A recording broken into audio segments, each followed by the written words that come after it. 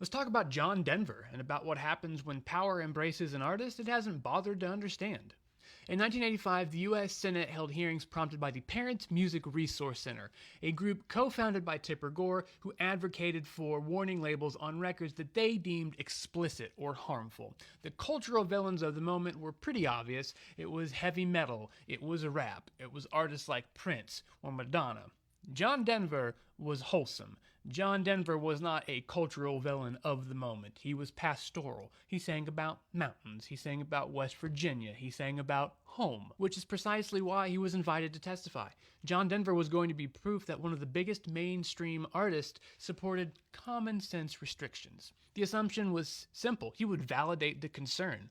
But that assumption required not listening to him. John Denver was not apolitical. He was openly engaged in environmental activism. He advocated for the homeless and the hungry. He spoke out about the African AIDS crisis. He criticized the Reagan administration during the arms race. And later in 1992, he played a benefit concert opposing Colorado Amendment 2, which was an anti-gay ballot measure that would have blocked anti-discrimination policies. So it's not exactly subtle.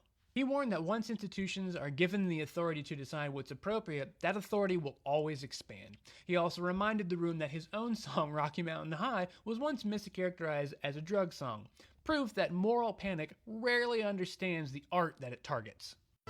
Rocky Mountain High. Political institutions have repeatedly embraced the surface aesthetic of an artist without engaging or even noticing what that artist is saying. Paul Ryan once named Rage Against the Machine as his favorite band. What?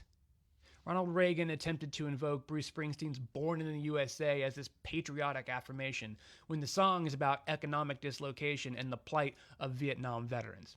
Power doesn't listen, it assumes its own righteousness, and when something runs counter to those assumptions, the response is either to ignore it or to persecute in order to obtain compliance. Institutions tried to use John Denver's image in order to legitimize a cultural crackdown, but they misunderstood, as they continue to do, that they've already lost the culture war that they're so hell-bent on fighting. All of those genies have been long out of their bottles. Sorry about you losers. And if you have any other music history side streets you'd like me to go down, let me know in the comments.